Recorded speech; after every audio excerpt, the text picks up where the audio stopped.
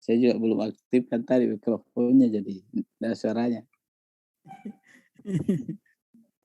Oke, kita lanjut ya.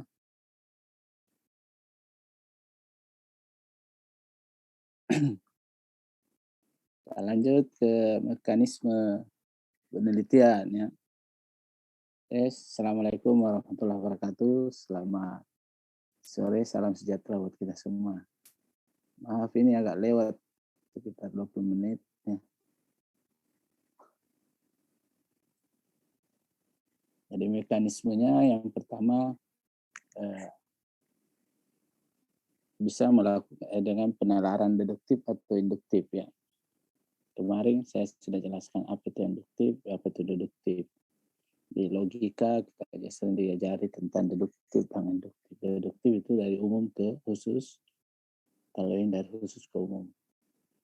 Kalau kita penelitiannya kuantitatif atau R&D, maka penalarannya itu menggunakan deduktif. Kalau penelitian kita kualitatif, maka penalarannya menggunakan induktif. Dari fakta ke teori. Kalau ini dari teori ke fakta ya. Bandingkan teori yang digunakan untuk memperbaiki empiriknya. Kalau ini data empirik yang digunakan untuk membentuk teori baru. Itu induktifnya dari umum ke khusus, khusus ke umum. Itu bisa dibedakan yang mana umum, yang mana khusus ya. Kalau yang biasa itu di logika itu diajari kita yang umum, misalnya binatang itu umum, sapi itu khusus ya. Di sapi itu adalah bagian dari binatang. Nah, itu contohnya mengatakan yang umum ke khusus ya. Kemudian dengan melakukan analisa sintesis itu menggabungkan atau analisa spesifikasi yang spesifik, yang mendalam atau yang umum ya, generalisasi. Jadi bisa analisanya ya menggabungkan atau yang analisa khusus saja atau dengan analisa general secara umum. Ya, kalau biasanya kalau induktif itu analisanya dia spesifik ya. Kalau kuantitatif biasa analisanya apa lagi namanya general. Kalau gabungan itu antara atau R&D itu analisanya dia sintesis. Menggabungkan antara yang spesifik dengan general. Setiap saat dilakukan pengujian ya, setiap saat dilakukan pengujian secara logik maupun empirik ya. Jadi penelitian itu diuji menggunakan secara logika, logik itu yang deduktif atau ya. Kita bicara logika betul orangnya benar atau salah, atau dilakukan pengujian secara empirik dengan data ya, dengan fakta. Ya. Ini biasanya kalau kita bicara akurasi sistem itu harus membandingkan antara kenyataan dengan hasilnya secara logik ya, atau hasil yang didapatkan berdasarkan hasil analisa. Ya. Kalau faktanya itu yang data yang betul-betul diambil langsung sesuai dengan kenyataan. Logiknya itu adalah hasil pengujian yang digunakan berdasarkan teori analisis. Misalnya kalau di informatika menggunakan metode apa, ya itu secara logik. Gitu. Kalau empirik, nah biasanya kalau sistem, kalau kita bicara akurasi dari sebuah metode atau sebuah hasil penelitian itu membandingkan yang empirik dengan logiknya. Ya. Kemudian a priori, anggapan umum yang subjektif, dan a posteriori anggapan umum yang didasari oleh teori. Subjektif ini anggapan umum yang subjektif tadi kalau dia kuantitatif, kualitatif. Kalau a posteriori berarti anggapan umum yang didasari oleh teori.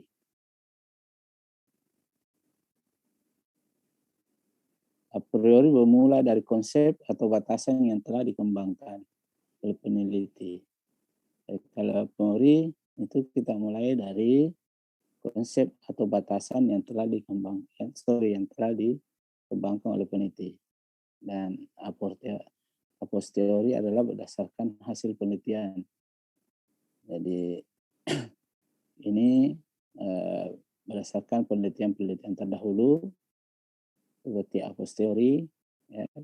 Jadi kalau kita meneliti itu bisa teliti berdasarkan hasil penelitiannya orang. Jadi kita melihat hasil penelitiannya orang terdahulu itu adakah kekurangannya, atau bisa juga hasil penelitian sebelumnya itu bisa menjadikan dasar untuk menguatkan kita bahwa penelitian yang kita lakukan itu bisa dilakukan atau tidak. Ya. Jadi kita melihat, ternyata sudah ada yang pernah meneliti, itu artinya bahwa penelitian ini bisa dilakukan. Ya. Kita bisa melihat, ternyata penelitian yang telah dilakukan itu ternyata masih kurang optimal misalnya. Ya. Nilai akurasinya masih 80%. Berarti itu menjadi mekanisme atau itu menjadi dasar kita untuk mulai melakukan penelitian lanjutan, ya.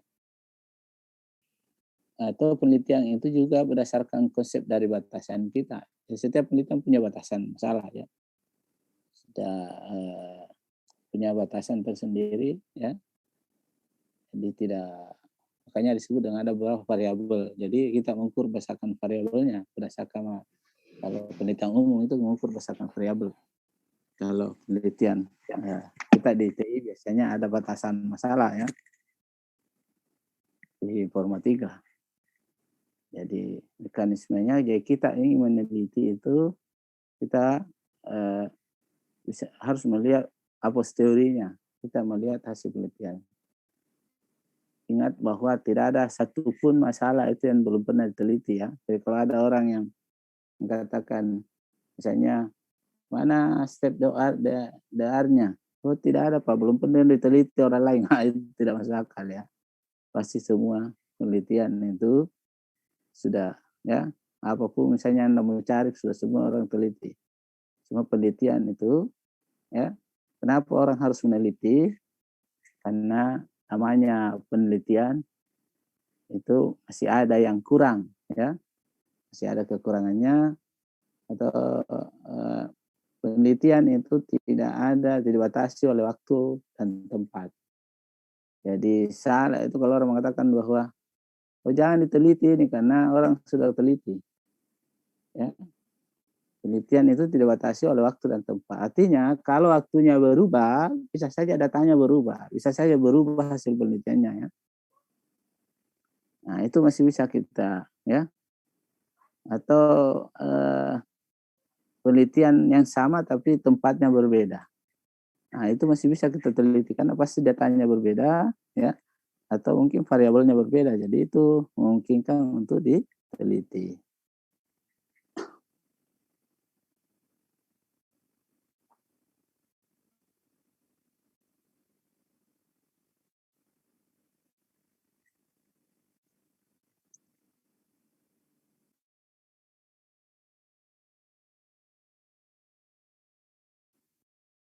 Itu, ya, sekali lagi bahwa mekanisme penelitian itu yang dimaksud teori itu penelitian dilakukan berdasarkan hasil penelitian sebelumnya, ya. Jadi tidak ada sama sekali suatu masalah itu yang belum pernah, ya. Makanya biasa kita disyaratkan yaitu state of the art-nya kita atau penelitian terkait itu minimal 5 misalnya dimasukkan di dalam penelitian kita. Bahkan kalau jurnal-jurnal internasional itu minimal 10, ya. Itu artinya memang penelitian itu sudah banyak yang apalagi namanya yang sudah pada setiap masalah itu sudah banyak yang pernah teliti. Itu kata kuncinya bahwa penelitian itu tidak dibatasi oleh waktu dan tempat. Kalau tempatnya berubah, bisa saja hasilnya berbeda. Kalau misalnya waktunya berbeda, kemarin orang harus sudah teliti, bisa saja besok kita masih bisa teliti lagi karena ada perubahan data atau ada perubahan indikator ya, maka itu masih perlu diteliti. Jadi salah itu kalau Anda misalnya disuruh apalagi namanya mensitasi jurnal di dalam STR itu disuruh 5, Anda cuma masukkan 3 dengan alasan baru tidak ada hasil penelitian yang saya dapat ya. Jadi sifat jawaban penelitian yang pertama sebagai jawaban final terhadap masalah penelitian. Jawaban hasil dari penelitian kita itu, jadi jawaban penelitian kita itu ada di bab 4, kemudian itu disimpulkan. Jadi pertanyaan Recording in progress. Halo, kedengaran? Iya Pak, jelas. Apalagi kayaknya recording yang progress di sini.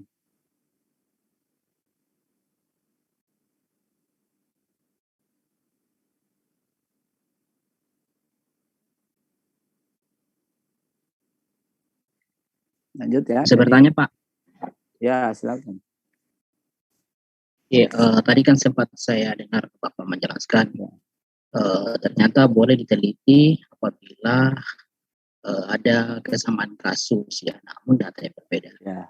Dan kenyataan biasa pengalaman ya Pak ya di S1 kemarin, kebanyakan judul yang ditolak itu rata-rata rasanya seperti karena sudah dibuat sebelumnya. Tapi kan ada data yang berbeda. Ya. Jadi bagaimana sebenarnya itu Pak? Nah, itu sebenarnya yang salah yang tolak itu, karena dia tidak memahami bahwa namanya penelitian itu tidak terikat oleh waktu atau tempat. Coba bayangkan saja sederhananya logikanya begini. Kita itu taruh misalnya penelitian untuk S1 ya. S1 itu berapa orang itu yang selesai dalam 1 tahun. Taruhlah misalnya minimal 300. Berarti 300 judul yang harus berbeda kan? Iya Pak. Tahun berikutnya 300 lagi harus berbeda. Tahun berikutnya 300 lagi. Lalu di mana lagi orang mencari masalah, orang mau masalah yang berbeda itu kan? Itu logika sederhananya. Tapi memang hakikatnya penelitian itu tidak terikat oleh waktu dan tempat. Itu tadi hakikatnya. Bahwa yang tadi sekali yang menolak yang salah. Nanti kalau begini cara mengakalinya itu jangan persis sama judulnya, kasih modifikasi itu kata-kata di judul, tetapi maknanya sebenarnya sama. Bisa kita lakukan seperti itu, tak? Supaya orang yang melihat itu menganggap tidak sama, padahal sebenarnya sama. Tapi beda-beda kan, sedikit. Iya, beda sedikit. Kan data pasti berbeda itu, dah? Iya. Data pasti berbeda. Variabel. Makanya saya lihat itu kebanyakan orang kalau saya kasih contoh misalnya di urusan informatika misalnya itu kan paling dia ganti metodenya tuh untuk membedakan. Iya. Tapi pada dasarnya hakikatnya penelitian bukan begitu. Metode itu kan cuma hipotesis. Ini kita hipotesis bahwa kemungkinan untuk penelitian lebih bagus itu karena dipengaruhi oleh metodenya. Metodenya kurang maksimal sehingga hasilnya kemarin kurang bagus. Itu boleh juga dilakukan. Kalau misalnya penelitian sebelumnya itu kita anggap belum maksimal. Misalnya taruhlah akurasinya masih 80%. Menggunakan metode AHP misalnya. Maka kita mencari metode lain. Walaupun misalnya dia punya apalagi objek penelitian atau fokus penelitiannya berbeda. Tetapi hasilnya tinggi ya, maka itu bisa apalagi namanya digunakan untuk metode yang dengan judul yang sama tadi, disilang, Kayak biasanya di latar belakang itu kita ambil misalnya 2 penelitian, 1 penelitian yang misalnya sama dengan apalagi namanya masalahnya sama dengan kita punya dengan metode yang berbeda, tapi kita lihat itu yang kalau apanya dipermasalahkan di situ ya nilai hasilnya kalau misalnya rendah, Itulah menjadi dasar kita untuk memperbaiki penelitian ini. Karena ini dianggap belum maksimal. Kurang bagus. Maka saya harus meneliti supaya lebih bagus kan. Karena penelitian itu intinya adalah kita harus selalu mencari kebenaran, mencari yang terbaik. Nah, kemudian Anda cari lagi penelitian yang lain, ya, dengan metode lain, ya, metode lain selain dari yang kita gunakan, ya, atau selain yang digunakan oleh peneliti pertama, tapi hasilnya yang tinggi, tinggi. Ya. Nah, penelitian kita itu judulnya hampir sama dengan penelitian pertama, tapi menggunakan metode penelitian kedua. Nah, kita cuma menghipotesis bahwa saya akan menggunakan metode yang kedua karena hasil dari penelitiannya orang ini tinggi hasilnya. Jadi kemungkinan nanti hasil penelitian saya juga akan tinggi hasilnya begitu. Lebih dari hasil penelitian sebelumnya. Jadi intinya bahwa yang salah itu yang menolak kalau misalnya ada penelitian sebelumnya kemudian kita dilarang untuk meneliti lagi. Tidak bisa gitu ya. Kecuali kalau penelitiannya orang itu sudah sempurna betul, nah itu ya kita cari objek lain. Tapi kata hakikat dari penelitian itu adalah tidak terikat oleh waktu. Artinya kalau waktunya berbeda, maka bisa dilakukan lagi. Karena pasti data berubah. Ya, mungkin saja juga variabel berubah. Ya. Kalau tempatnya berbeda, maka bisa dilakukan. Ya, walaupun waktu yang sama tetapi tempatnya berbeda itu bisa dilakukan. Karena karakteristik dari tempat penelitian itu berbeda ya. Beda. Nah, seperti itu ya. Ada lagi pertanyaan? Bagus kalau kita tanya jawab ya kemarin yang kelompok B itu ya tanya jawab aja banyak. Jadi itu seperti itu intinya ya. Jadi nanti kalau itu karena biasanya kalau di kampus kita S1 ya ada apanya ya. Ada bank judulnya. Jadi dia selalu mengatakan, oh sudah pernah diteliti ini. Padahal itu sudah lama. Dia tidak pahami bahwa penelitian itu tidak terikat oleh waktu. Jadi solusinya kalau menurut saya itu modifikasi saya judulnya, supaya judulnya tidak kelihatan persis sama, tetapi hakikatnya tujuannya sama, begitu. Supaya tidak dianggap. Itu karena orang menganggap sama karena sama judulnya, dia tidak pernah memperhatikan kan bahwa ini sudah beda, sudah lama orang teliti.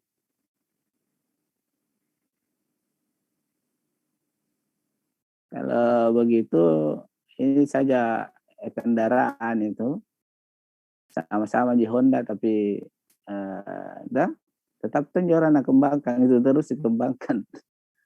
Nah, begitu juga akan diteliti juga itu untuk membuat Honda pertama, Yamaha NMAX pertama itu kan diteliti seperti apa bagusnya. Setelah itu diteliti lagi kira-kira bagaimana yang ke depan. Nah, sama aja dengan penelitian sebenarnya.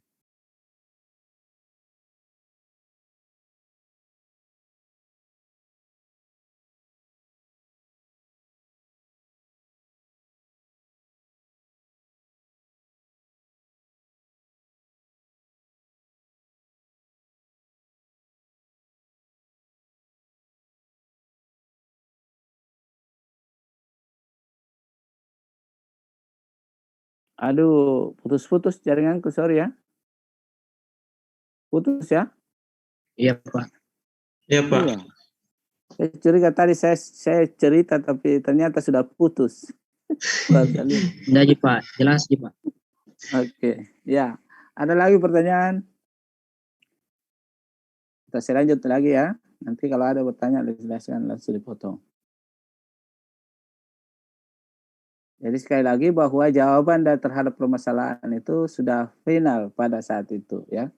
Jadi sudah final. Jadi ada di bab 1 itu ada rumusan masalah, itu disebut dengan pertanyaan permasalahan. Di bab 4 itu adalah penyelesaian atau jawaban dari permasalahan kita. Makanya itu biasa disimpulkan dari hasil penelitian kita itu menjadi kesimpulan. Makanya itu ketemu antara rumusan masalah dengan rumusan masalah, tujuan dan kesimpulan itu harus ketemu. Ya, kalau rumusan masalahnya 2, maka minimal 2 juga kesimpulannya. Minimal 2 juga kesimpulannya. Bisa lebih dari 2 ya, karena bisa saja ada satu rumusan masalah yang menghasilkan 2 kesimpulan. Ya. Jadi tapi kita ambil yang minimalnya. Tidak boleh 2 rumusan masalah, cuma 1 kesimpulan. Berarti itu artinya ada masalah 1 yang belum terjawab. Tapi sekali lagi bahwa jawaban dari penelitian pada saat itu, kita saat ini adalah sudah final. Sudah itu yang jawaban dari rumusan masalah kita. Ya. Jawaban tadi walaupun dianggap sebagai jawaban yang paling benar, namun masih akan dibuktikan lagi pada tahap lain. Itu ya. Jadi kita sudah anggap benar, kita sudah analisa, sudah ada hasilnya, itu yang kita anggap benar. Ya. Itulah yang kita anggap. Makanya tidak ada sebenarnya itu penelitian yang dianggap gagal ya, kecuali Anda tidak menyelesaikan. Tapi kalau selesai kemudian hasilnya tidak maksimal, itu tidak gagal. Tetap berhasil namanya, cuma memang hasilnya tidak maksimal. Saya kasih contoh begini. Anda meneliti, saya kasih contoh saja sederhananya, saya punya penelitian kemarin itu, penelitian saya itu image porno menggunakan live bias. Ya, itu hasil akurasi dari metode saya itu kalau dihitung 78%. 78% sebenarnya itu tidak akurat ya, hasilnya tidak terlalu bagus karena ada orang sudah sampai 90%. Tetapi sekali lagi bahwa 70% itu sudah benar berdasarkan metode ya. Penelitiannya berhasil ya. Jadi bukan gagal penelitiannya, tetap benar itu penelitiannya ya, cuma metodenya yang kurang maksimal. Maka sarannya itu nanti bahwa kalau Anda mau meneliti ini, jangan menggunakan metode ini atau gunakan metode lain yang lebih bagus. Tapi penelitian itu tetap selesai namanya, tetap final ya, tetap berhasil ya. Jadi bukan penelitiannya yang gagal. Jadi semuanya itu makanya masih perlu lagi dibuktikan dengan metode lain atau tahapan lain. Atau misalnya kita punya metode, hasil dari luaran dari metode itu 90%, maka perlu lagi dibuktikan dengan metode lain terkait dengan akurasi dari kita punya metode.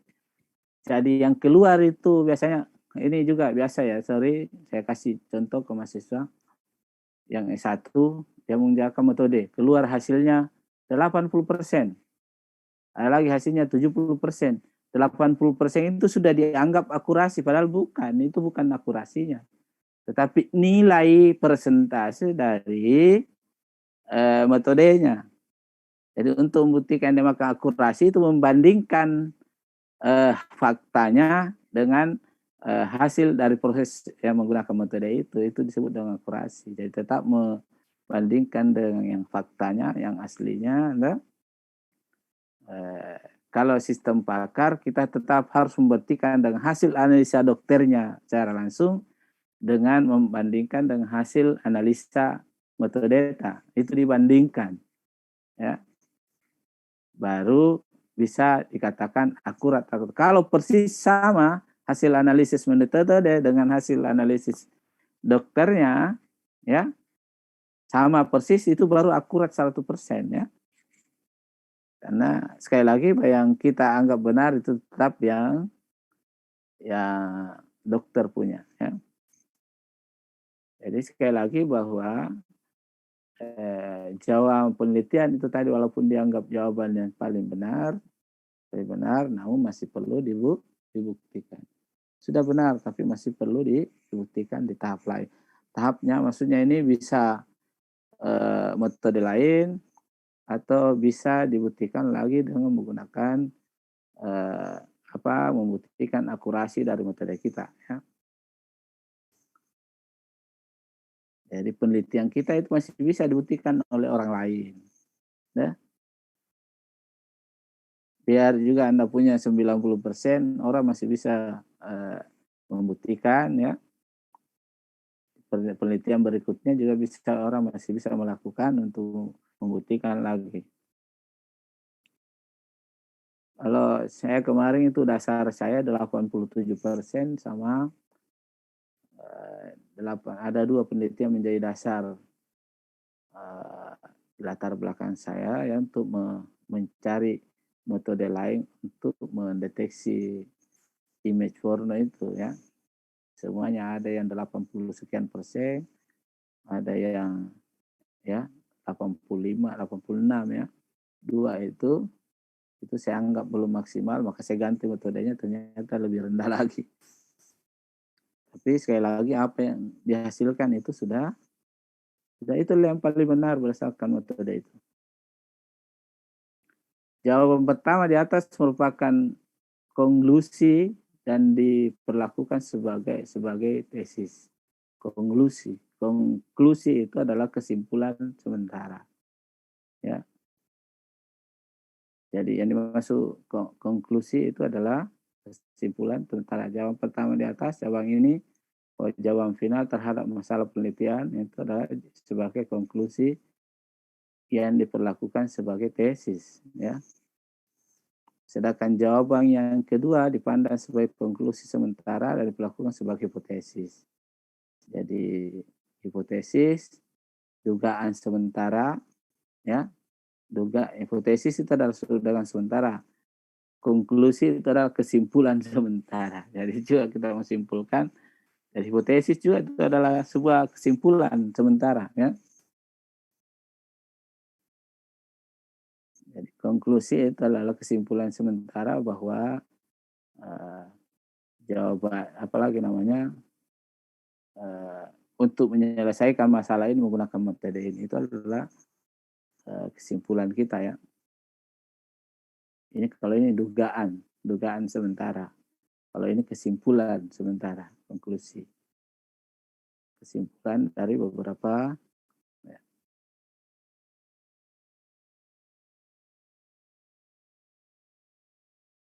Jika jawaban itu diperlakukan sebagai hipotesis, maka masih ada satu tahap lagi yang harus dilewati, yaitu pembuktian.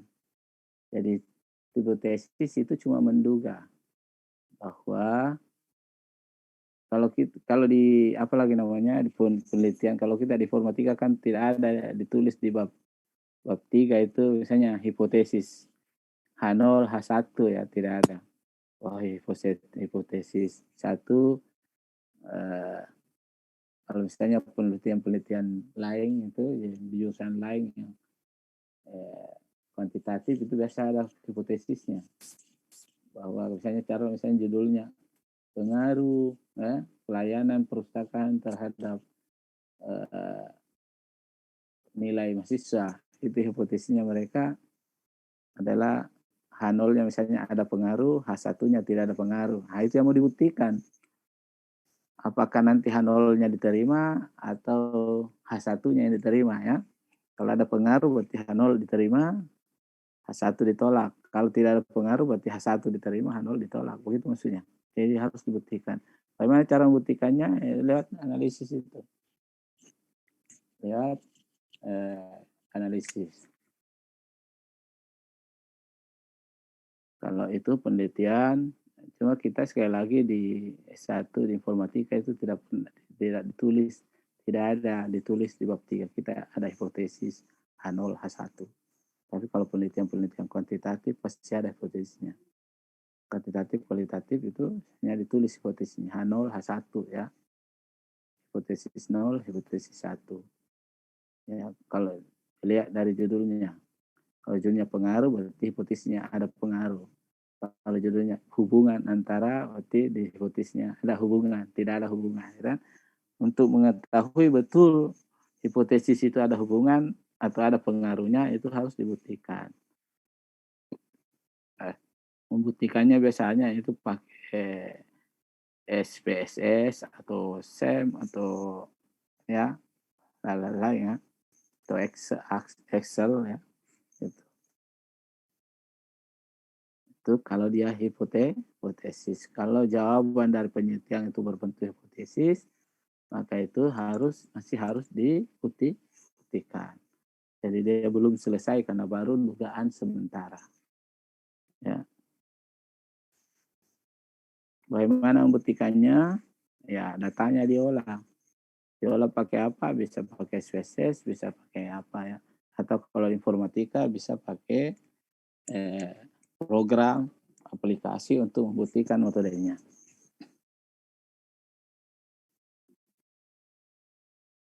Contoh mendeteksi manajemen kesehatan, misalnya begini, rumah sakit, kualitas levelnya. Penyampaian jasa kepuasan pasien. Lanjut saja, itu bukan. Contoh manajemen penelitian untuk strategi, intensitas perencanaan strategi, ada kinerja, ini indikatornya kinerja, faktor organisasi, faktor lingkungan, dan faktor manajemen. Misalnya kalau penelitian manajemen kuantitatif kualitatif itu seperti ini, jelas apa indikatornya, karena kita bicara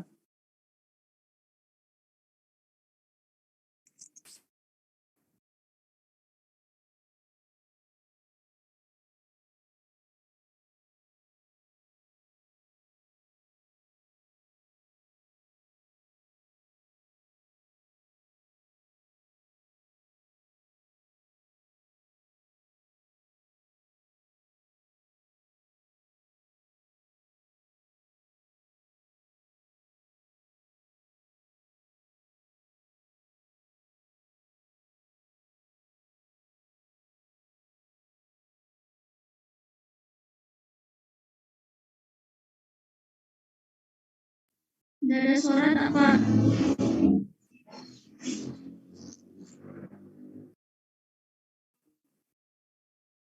luar biasa ini. Bukan putus lagi. Putus sih. Bagus jaringan deh.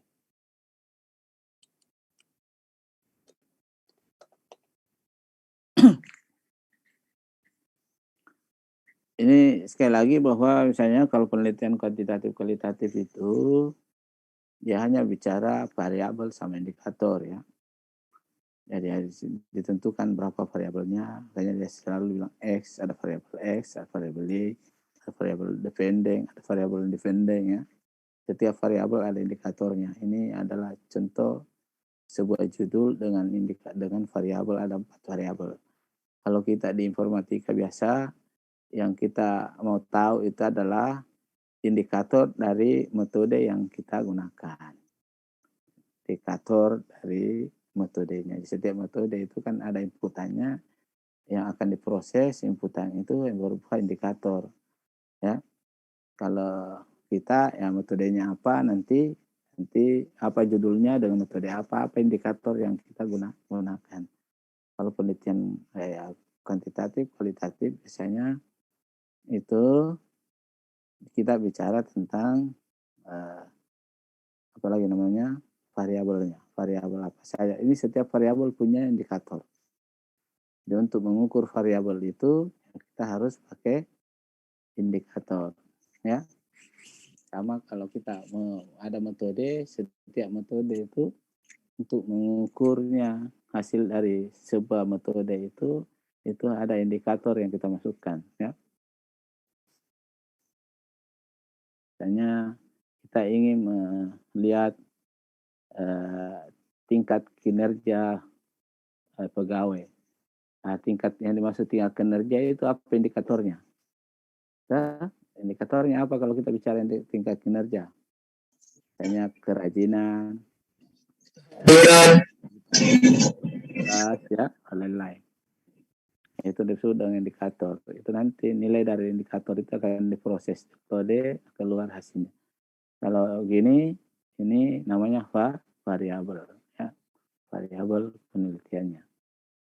Setiap misalnya kinerja keuangan, untuk mengukur kinerja keuangan itu harus ada indikatornya, ya. Mengukur kinerja keuangan itu harus faktor organisasional itu harus ada indikatornya. Yang mana yang dibasuh kinerjanya bagus, yang mana kurang, yang mana bagus. Itu harus bisa terukur sini. Kalau nilainya 5, oh kinerjanya bagus. Kalau nilainya 4, nah itu disebut dengan indikator, ya. Apa tolak ukurnya untuk mengatakan kinerja. Itu analog, sekali lagi bahwa kalau model seperti ini ini judul, ini adalah indikator. Misalnya kalau ada begini, variabel itu ada namanya variabel depending, ada namanya variabel interpending, variabel antara, ya, yang menghubungkan antara variabel dependent dengan depending. Jadi khusus untuk misalnya strategi untuk penelitian kuantitatif, kualitatif, ya. Dari mana kita bisa mengembangkan model? Ini pengembangan model dari gap penelitian. Apa itu gap? Apa itu gap? Gap itu adalah, ya, apa itu gap? Untuk penelitian model dari gapnya, gap itu artinya selisihnya, artinya perbedaan antara apa lagi namanya penelitian sebelumnya dengan penelitian yang akan kita teliti, ya. Permasalahan dalam kehidupan sehari-hari. Kalau misalnya peneliti aplikasi, ya kita membuat sebuah untuk mengembangkan, untuk peneliti aplikasi kayak kita ini seperti informatika, ya, untuk peneliti aplikasi, dari mana kita mengembangkan sebuah model itu dilihat dari masalah-masalah di kehidupan kita sehari-hari. Jadi banyak sekali itu. Makanya kalau mau meneliti, ya, di kantor-kantornya itu pasti ada masalah, ya. Kantornya itu pasti ada masalah. Nah, itulah nanti dibuatkan peneliti, ya, untuk apa lagi, menyelesaikan masalah yang ada di kantor kita masing-masing, ya. Sekali lagi kalau S1 itu ya sampai di membuat model, membuat aplikasinya, ya. Buat aplikasinya, nanti kalau S2 lanjut sampai ke tingkat pengambilan keputusan pemimpin. Jadi untuk mengembangkan sebuah model atau untuk meneliti sesuatu, maka kita berawal dari masalah di kehidupan kita sehari-hari. Apakah itu di kantor, ataukah di lingkungan masyarakat, ya. Itu kita lihat kira-kira apa sih masalah yang ada di lingkungan kita, apa sih masalah yang ada di kantor kita, ya, nanti bisa diselesaikan dengan cara membuat aplikasi. Aplikasi kita buatkan, masalah itu bisa terselesaikan. Tapi kalau Anda S2 sekali lagi bahwa kan sekedar membuat aplikasi. Tujuan dari riset yang pertama penemuan, ya, untuk menemukan ilmu baru, ya, atau menemukan jawaban dari masalah yang ada, ya. Jadi kita meneliti itu untuk menemukan, ada temuan, ya. Hanya kalau ada hasil penelitiannya itu selalu disebut dengan temuannya si A, karena si A yang telah meneliti menghasilkan seperti ini, maka itu temuannya, ya. Ya, tujuan riset itu adalah menemukan sesuatu, ya. Apakah itu menemukan jawaban dari masalah tadi itu, ya, atau apakah menemukan teori baru menggantikan teori lama yang telah dianggap tidak berlaku lagi ya. Atau menemukan aplikasi atau model yang bisa menyelesaikan masalah. Membuktikan ya. Pembuktian biasanya ini teori, ada teori atau ada metode yang kita mau pakai untuk dibuktikan. Ada teori yang mengatakan oh ini benar. Atau misalnya ada metode yang kita pakai, oh ini bagus metodenya. Metode ini sangat bagus ya. Mari kita bisa buktikan di sini. Ya. Kita buktikan dengan cara meneliti. Kalau di informatika misalnya metodenya bisa dibuktikan. Tadi saya gambarkan di latar belakang itu, Anda misalnya memasukkan 2 di situ hasil penelitian. Yang satu mengatakan bahwa metode ini bagus, yang satu mengatakan metode ini kurang bagus. Nah, metode yang bagus itu Anda bisa buktikan dengan cara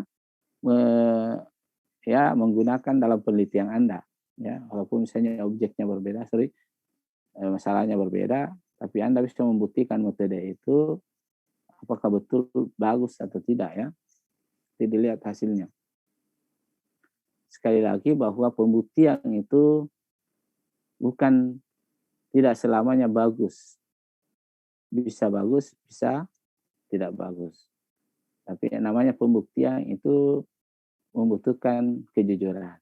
Kalau tidak bagus hasilnya tetap dikatakan tidak bagus. Kalau bagus tetap dikatakan bagus. Tidak boleh ada manipulasi. Kadang ada orang meneliti karena dia selalu mau bagus hasilnya, maka datanya dimanipulasi. Itu bukan namanya membuktikan. Ya. Jadi yang namanya membuktikan itu bisa apalagi namanya? 2 kemungkinan. Pembuktiannya itu menghasilkan yang kurang bagus atau yang bagus. Izin bertanya, Pak. Ya. Silakan. Jadi kalau misalnya penelitiannya itu gagal, harus dicantumkan juga, Pak, hasilnya. Kurang jelas. Kurang jelas lagi. Kalau penelitiannya apa? Kalau misalnya, Pak, digabungkan 2 metode, nah itu metodenya gagal, apakah harus dicantumkan juga? Wajib dicantumkan. Peneliti itu kuncinya harus jujur. Tidak boleh ada manipulasi data. Tidak ada penelitian yang gagal. Kecuali Anda tidak menyelesaikan. Itu namanya penelitian gagal. Tetapi kalau Anda sudah selesai sampai kesimpulan, itu tidak gagal. Bukan Anda yang gagal, tetapi metodenya yang gagal. Itu wajib tetap. Ya, tetap ditulis. Dan itu tetap orang apresiasi ya. Bahwa Anda bisa membuktikan bahwa metode ini memang tidak bagus. Hanya di sarannya nanti Anda tulis bahwa penelitian ini menggunakan metode ini, hasilnya sekian, ini dianggap kurang bagus, sarannya kalau meneliti masalah yang sama seperti ini, maka gunakan metode yang lain. Ya, gitu ya. Jadi tetap sah itu penelitiannya, tetap harus dilayani. Yang penting jangan manipulasi data, karena dianggap rendah misalnya hasilnya, lalu dirubah datanya supaya menjadi tinggi, itu salah itu ya. Iya, Pak. Iya, sama kemarin saya contohkan sekali lagi bahwa saya itu penelitian kemarin di S2 itu nilainya cuma 78%. Ya, itu sangat di bawah dari kalau kita bicara tingkat akurasinya di bawah. Tapi penguji saya mengatakan itu tidak jadi masalah.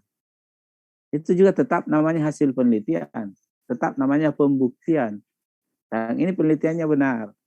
Nah, yang salah itu kalau kita lihat rendah kemudian kita rubah datanya, itu yang salah itu ya. Nah, itu ya. Tetap berapapun hasilnya mau rendah mau tinggi tetap harus diselesaikan itu penelitian, disimpulkan ya. Dan diberikan saran bahwa bagaimana supaya lebih bagus ya. Nah, itu yang banyak biasa begitu. Karena apalagi kalau misalnya penelitian kuantitatif kan, kita ada data yang kita olah kan, selain dinormalisasi, dirubah-rubah juga datanya. Nah, misalnya kalau kita normalisasi itu ada indikator yang dianggap tidak apalagi namanya mempengaruhi itu bisa dihapus. Itu cuma indikator ya, bukan data, bukan datanya yang diganti-ganti. Tapi kadang orang datanya diganti, yang tadinya misalnya 3 dirubah menjadi 5 sehingga hasilnya nanti menjadi bagus. Nah itu salah itu ya. Gitu. Jadi sekali lagi bahwa hakikat penelitian itu harus jujur dan apapun hasilnya mau itu rendah atau itu tinggi tetap harus diselesaikan, jangan dirubah datanya, tetap harus disimpulkan dan itu bisa menjadi saran bahwa penelitian ini hasilnya sekian, maka kalau mau meneliti hal yang sama gunakan metode lain. Gitu ya. Ya, Pak. Iya.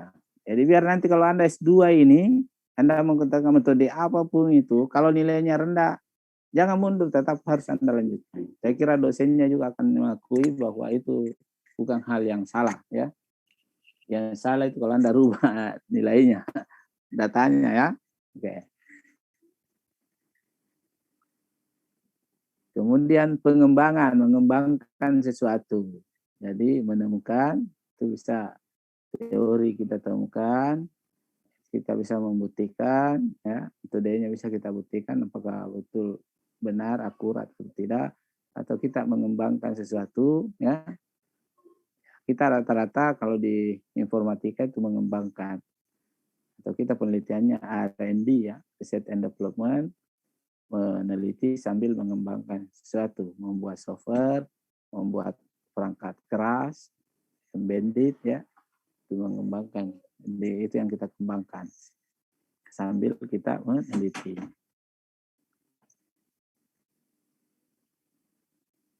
Jadi 3 itu menemukan, membuktikan, dan mengembangkan. Jadi kalau kita bicara analisis kualitatif, kuantitatif, R&D ya.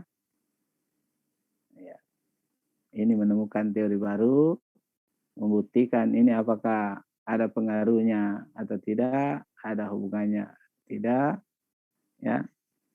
Ini mengembangkan sambil meneliti, sambil membuat sesuatu, mengembangkan sesuatu. R&D, research and development, meneliti dan mengembangkan.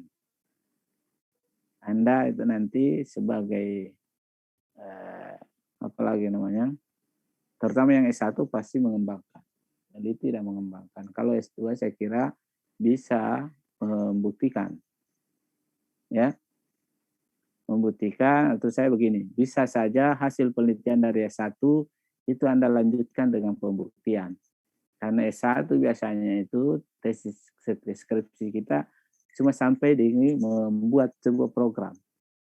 Buat program, keluar hasilnya, sudah ada outputnya, ya sudah sampai di situ, berhenti sampai di situ. Belum dibuktikan apakah betul ini program saya bagus atau tidak, akurat atau tidak ya. Belum sampai di pembuktian. Nah, jadi bisa, makanya di R&D itu biasa disebut dengan apalagi ini penelitian campuran. Karena selain menemukan juga membuktikan. Selain mengembangkan juga membuktikan. Jadi bisa saja nanti ya kalau Anda di S2, saya lihat rata-rata S2 ini kemarin tidak terlalu banyak yang membuat software dan hardware ya, karena kalau dia membuat hardware paling dibilang oh itu S1. Karena kita melangkah lagi satu langkah di atasnya, satu level untuk membuktikan software yang telah dibuat oleh orang ya. Kecuali kalau apa yang Anda ingin teliti itu betul-betul belum ada software, ya pas harus membuat ya software. Jenis penelitian ya. Penelitian itu sebenarnya ada, kalau kita bagi ada apalagi namanya 13 ya.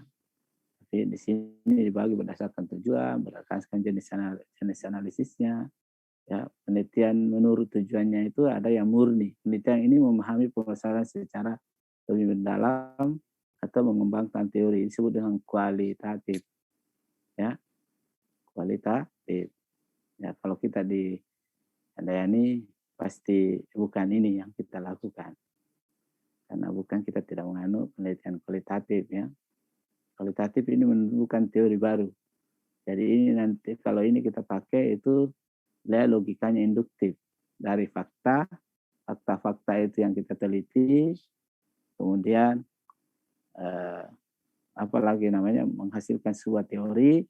Kalau teori yang kita dapatkan itu berbeda dengan teori lama, berarti teori lama itu dibantahkan, diganti teori lama. Ya. Misalnya begini teori penelitian ini story. Misalnya kalau Anda meneliti, di Papua terkait dengan sejarah penggunaan koteka, itu kan mungkin sudah ada orang yang punya teori itu, tapi Anda bisa melakukan lagi penelitian baru terkait hal itu, nah, bisa saja berbeda dengan hasil penelitian teorinya yang lama. Tapi kita harus melalui, jadi kalau yang ini itu, ya, jadi bisa mengembangkan teori atau bisa justru membantah teori yang telah ada. Makanya penelitian seperti ini itu dimulai dari fakta. Jadi kita meneliti itu langsung terjun ke objeknya. Biasanya kalau penelitian ini seperti ini, itu sampelnya tidak terlalu banyak, 1 atau 2 orang ya, sebagai koresponden kita. Kalau gini, deduktif. Kita kan informatika pasti bukan penelitian murni yang kita lakukan. Kemudian ada penelitian terapan. Penelitian dilakukan untuk mendapatkan informasi yang digunakan untuk memecahkan masalah. Ya. Penelitian terapan. Sebenarnya apa lagi namanya? Penelitian yang kita lakukan itu, kalau kita membuat sistem informasi, kemudian sistem informasi itu bisa digunakan, ya, nah itu masuk kategori penerapan. Ya. Ada sistem yang kita buat, kita meneliti sesuatu, kita anggap ada masalahnya, ternyata apalagi namanya, masalah itu bisa diselesaikan dengan cara membuat sistem informasi, maka penelitian yang Anda lakukan termasuk penelitian terapan. Karena apa yang kita gunakan, apa yang kita buat itu, hasil dari penelitian itu digunakan, diterapkan, atau bisa memecahkan masalahnya orang. Ya. Misalnya dulu ini, kalau orang mau kayak apa lagi namanya, buat surat, atau misalnya dulu itu kalau orang pengantin, undangannya diantar satu-satu ke rumah. Wah itu bisa masalahnya banyak. Nah, sekarang Anda membuat sebuah penelitian bagaimana caranya supaya orang kalau mau diundang itu tidak perlu diantar ke rumahnya, bisa sampai juga. Nah, itu digunakan oleh orang, masalah itu dipecahkan, nah itu masuk kategori penelitian terapan.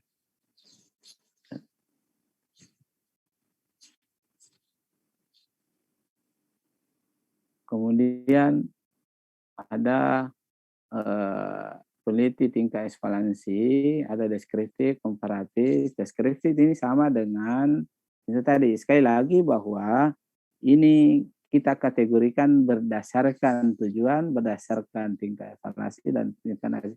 Semua yang ada di sini pada saat ini sama, cuma istilah yang berbeda. Kalau deskriptif itu sama dengan yang murni tadi, kualitatif, ya.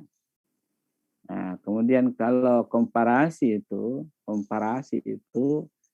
penelitian, komparasi artinya gabungan, menggabungkan, ya. Apalagi komparasi?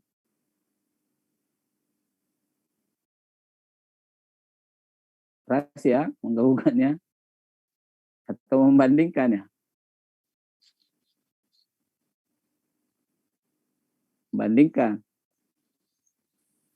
Ya, itu penelitian yang kemudian penelitian asosiatif, korelasi, ada hubungan, tidak ada hubungan, ya, ada pengaruh, namanya korelasi, ya, atau pasal sebab akibat.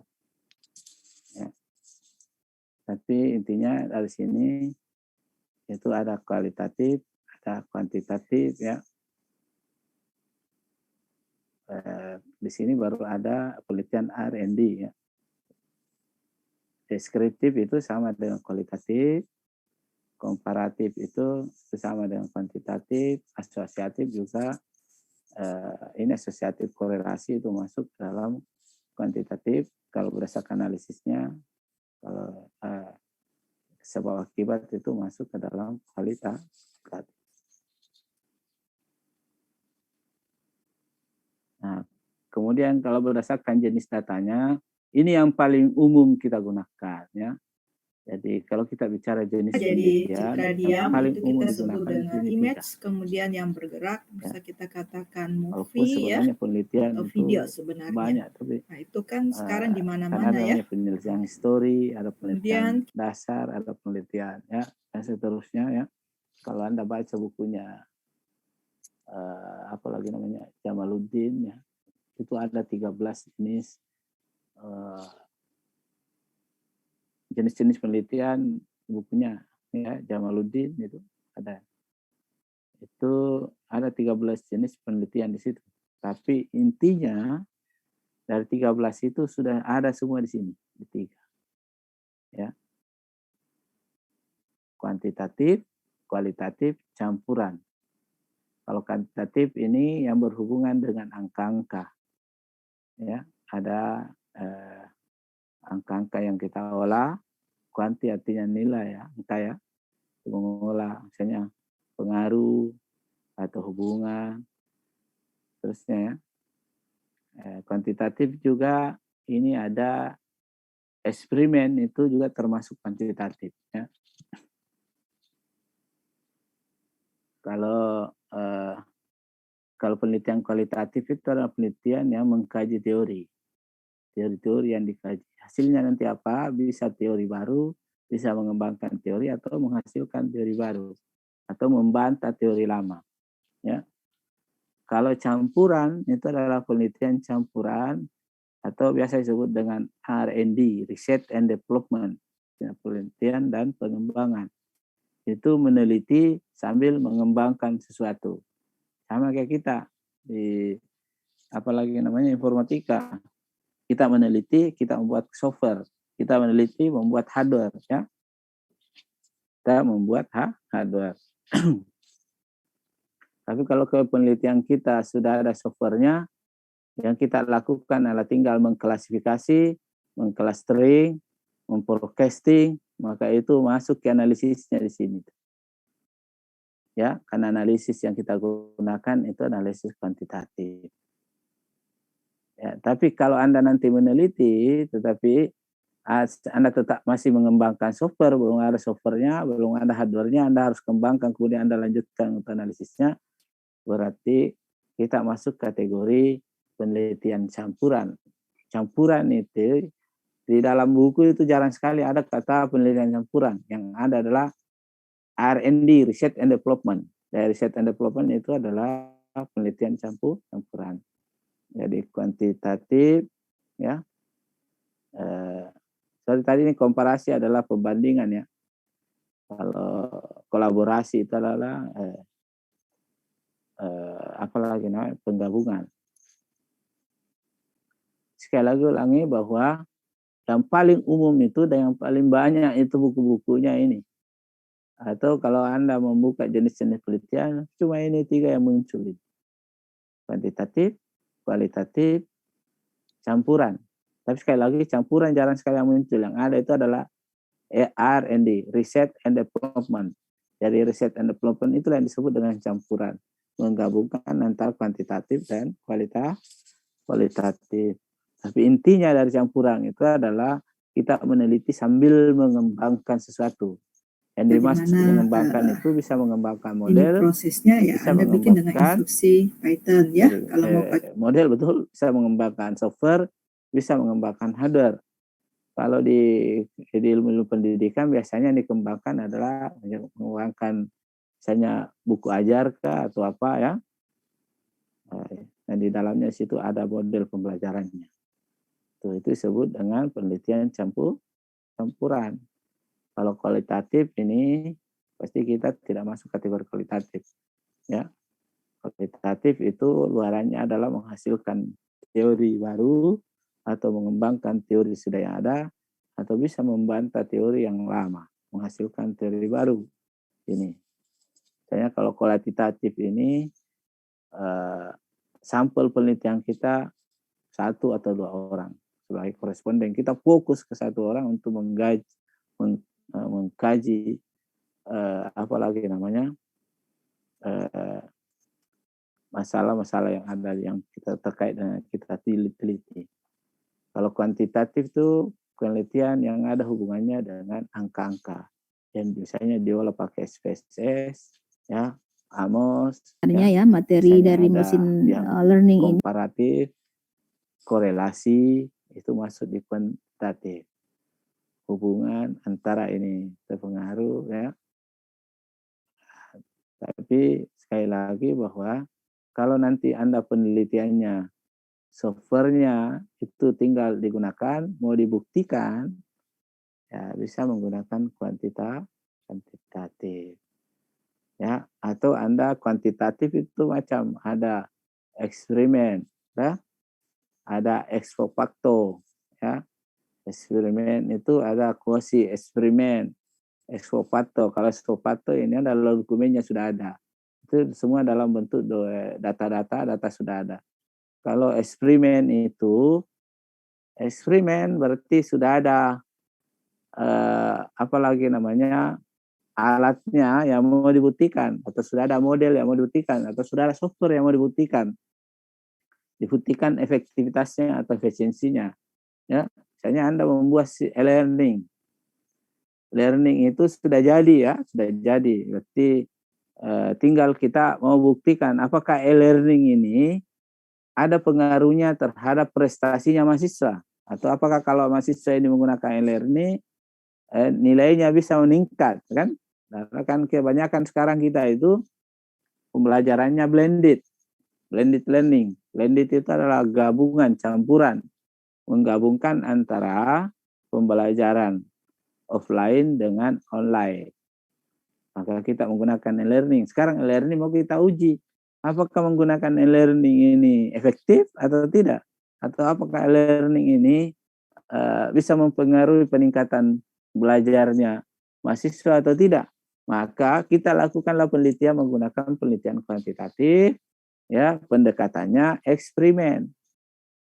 Eksperimen itu begini, kalau tadi ex post facto itu semua datanya itu tidak ya langsung data saja diolah, ya, misalnya pengaruh X terhadap Y, ya, hubungan X terhadap Y itu sudah ada semua data, variabel X ada datanya, variabel Y ada datanya. Nah, itu tinggal kita olah untuk membuktikan betul ada pengaruhnya.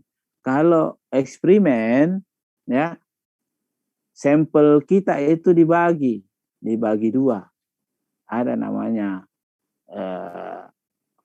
variabel kontrol, objek yang dijadikan sebagai variabel kontrol, dan ada objek yang dilakukan sebagai objek yang diperlakukan, ya. Yang diperlakukan kontrol. Yang dimaksud kontrol itu adalah objek atau sampel yang tidak menggunakan aplikasi kita yang mau diuji. Ya. Kalau yang variabel yang diperlakukan itu, ya, itu adalah objek atau sampel yang menggunakan software yang mau diuji. Ya, satu tidak menggunakan, satu menggunakan. Nanti kita lihat, kita uji misalnya 1 semester, nanti kelihatan apakah apakah mahasiswa yang menggunakan software ini nilainya tinggi-tinggi atau justru rendah-rendah. Nah, dibandingkan dengan yang tidak. Apakah nilainya yang tidak menggunakan itu rendah, yang menggunakan itu tinggi. Kalau yang menggunakan rendah, yang tidak menggunakan tinggi, berarti itu apalagi e-learning itu hasilnya efektif, ya, ada pengaruhnya, ya, ada pengaruhnya karena buktinya setelah kita eksperimen hasilnya yang menggunakan itu nilainya bagus. Bisa juga sebaliknya, yang tidak menggunakan nilainya bagus, yang menggunakan nilainya justru rendah. Itu juga kalau judulnya pengaruh, ada juga pengaruhnya, tapi pengaruh negatif namanya. Jadi pengaruh itu ada positif, ada negatif. Kalau dia naik di lebih besar dari apa lagi namanya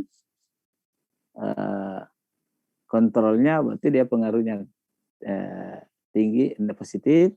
Kalau justru ke bawah itu namanya pengaruhnya negatif. Jadi itu sekali lagi bahwa yang umum itu yang kita kenal ada 3 jenis penelitian: kuantitatif, kualitatif, dan campuran. Yang memungkinkan kita yang akan digunakan nanti itu adalah ini. Kalau penelitian tindakan kelas juga ada masuk di sini. Action ya. Action research itu ada masuk di sini. Kemudian masuk penelitian tindakan kelas itu kita mengajar sambil meneliti. Kita mengajar mahasiswa sambil teliti mahasiswanya apa kekurangannya. Kemudian nanti luarannya itu menghasilkan kesimpulan bahwa masih ya nanti untuk meningkatkan apa lagi namanya prestasinya mahasiswa, maka ini yang harus dilakukan dengan cara membaca. Setiap kita masuk itu kita teliti mahasiswa kita ya, masuk kita teliti lagi. Jadi dari perkembangannya mahasiswa itu kita tahu ya, kita bisa tahu, kita bisa analisis, dan itu menjadi hasil penelitian. Namanya itu disebut dengan penelitian action research, penelitian atau penelitian tindakan kelas. Itu penelitian dilakukan di dalam kelas, kita mengajar sambil meneliti ya. Itu juga masuk di sini. Luarannya juga adalah sebuah teori baru bagaimana cara untuk meningkatkan prestasi siswa. Yang silakan. Ya, silakan. Apa perbedaannya Pak antara jenis penelitian, metode penelitian, dan metodologi penelitian? Karena ketiga ini sebenarnya kadang kita kebingungan Pak, apa perbedaan di antara 3 poin ini? Betul sekali. Jadi yang paling yang paling luas metodologi. Setelah metodologi metode. Setelah metode baru jenis. Nah? Ya Pak. Atau misalnya jadi metodologi itu adalah ilmu tentang cara meneliti. Sorry, saya balik. Yang apa lagi namanya? Yang paling luas itu adalah jenis. Ya, setiap jenis penelitian itu punya metode. Punya metodologi. Kuantitatif, kualitatif. Kalau kuantitatif itu di dalam metodenya itu ada populasi sampel. Ya. Kalau di metodenya itu ya, saya ulangi dulu. Jadi ada jenis itu, ada kuantitatif, ada kualitatif, ada campuran. Nah, setiap jenis itu punya metodologi. Metodologi itu adalah sistematikanya, langkah-langkahnya. Ada pendahuluan, ada landasan teori, ada metode, ada hasil, ada kesimpulan. Itu namanya metodologi, ya. Itu namanya metodologi. Iya, metode itu yang dibagi 3, caranya. Cara meneliti, cara penelitiannya atau bahasa sederhananya adalah alat dan bahan apa yang dipakai kalau kita meneliti. Nah, yang dimaksud alat dan bahan itu adalah di mana Anda meneliti.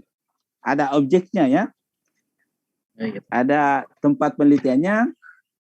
Kapan Anda meneliti? Apa jenis datanya? Nah, apalagi apa jenis penelitiannya? Nah, apa tahapan penelitiannya? Itu disebut dengan metode.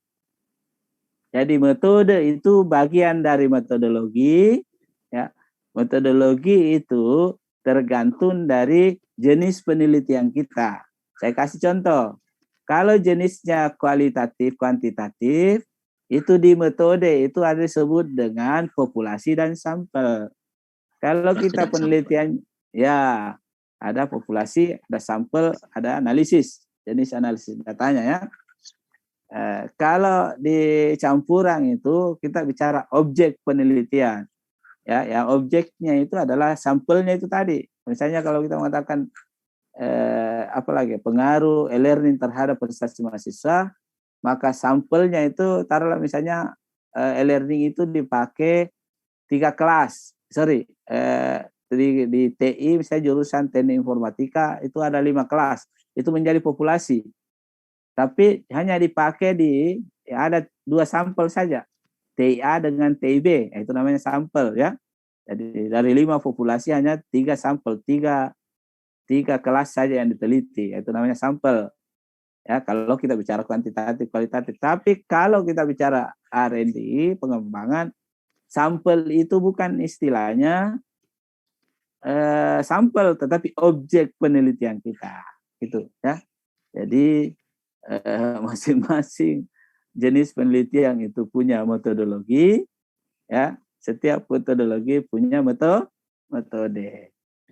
Saya ulangi, ya, metodologi itu adalah sistematikanya, metode itu adalah alat dan bahannya atau cara menelitinya. Yang dimaksud cara itu adalah kalau di kuantitatif kualitatif ada namanya juga instrumen ya, instrumen penelitian itu biasanya instrumennya adalah kuesioner ya, kuesioner ya.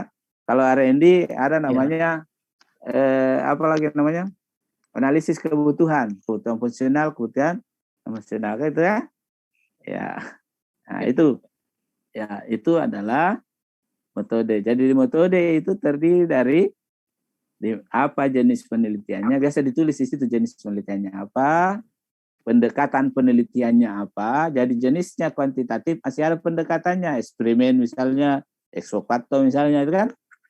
Kalau campuran misalnya R&D pendekatannya apa? Pendekatannya pakai bore angel, pakai apa itu kan itu. Nah, itu masuk di metode. Kemudian jenisnya apa, pendekatannya apa, tahapannya apa, jenis datanya apa, sampelnya populasinya yang mana, sampelnya berapa, ya itu. Nah, itu adalah metodenya. Tempat, waktu, nah itu disebut dengan metode. Tapi setiap perguruan tinggi biasa di metode itu beda-beda. Jadi misalnya taruhlah misalnya kita di Handayani itu, di metodenya itu diambil kalau S1 ya. Kalau S1 itu di bagian metode adalah penggambaran sistem, ada tempat penelitian, dia tidak masukkan di situ jenis penelitiannya karena kita sudah yakin bahwa jenis penelitian adalah penelitian campuran ya, dan tidak perlu dimasukkan. Kemudian apalagi tempat penelitiannya, jenis datanya, kemudian analisis kebutuhannya, itu yang dipakai di situ. Itu disebut dengan metode. Saya kembali bahwa setiap jenis penelitian punya metodologi, setiap metodologi punya metode. Oke? Yep. Ada lagi? Masih ada berapa menit ini? Masih ada lewat 4 menit. Ada lagi ya. Ada lagi chatnya kelas B. Itu ya, ada lagi pertanyaan? Riset ilmiah yang bagus itu, pertama kualitas riset tidak hanya melihat dari hasil akhirnya, tetapi tergantung pada 3 faktor. Indikatornya, prosesnya, dan luarannya. Jadi inputannya, proses, dan luarannya. Bukan sekedar hasilnya saja, tetapi dilihat juga data masukannya seperti apa. Kalau datanya abal-abal, ya pasti prosesnya juga. Kalau prosesnya biasa kita bicara analisis kalau kuantitatif, kita bicara metode kalau pengembangan sistem ya. luarannya adalah hasil dari proses metode ini. Sekali lagi ada tadi bertanya, apakah kalau misalnya luarannya hasil dari proses itu kurang bagus, maka tetap diakui ya tetap diakui. Memang yang kita harapkan adalah luaran yang bagus, hasil proses yang bagus ya. Makanya kita selalu mencari-cari metode apa yang bagus ya. Kalau luaran itu kan outputnya ya dari hasil proses ini ya. Tapi kalau misalnya tadi kita menggunakan metode X, tapi ini prosesnya jelas prosesnya bagus, tetapi hasilnya kurang bagus, itu tetap kita akui bahwa ini adalah sebuah hasil dari sebuah penelitian. Saya kira itu dulu ya, habis waktunya. Masih ada beberapa pertemuan lagi ke depan ya. Saya masih membawakan materi. Mungkin minggu depan masih saya bawa materi. Saya belum kasih tugas dulu karena belum rampung materi.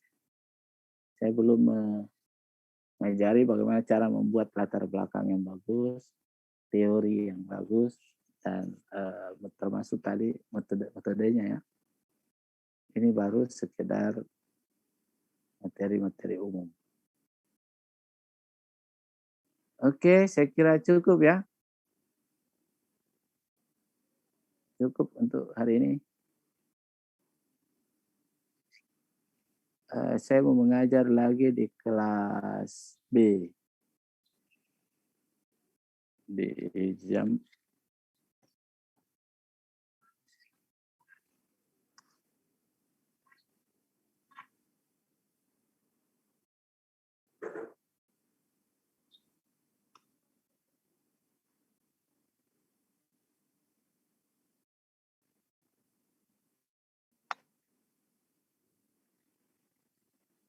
Oke, sekarang cukup. Saya akhiri untuk pertemuan kali ini. Kita lanjut lagi 2 minggu akan datang ya. Nggak salah ya. Iya Pak. Iya Pak. Ya Pak. Sekian.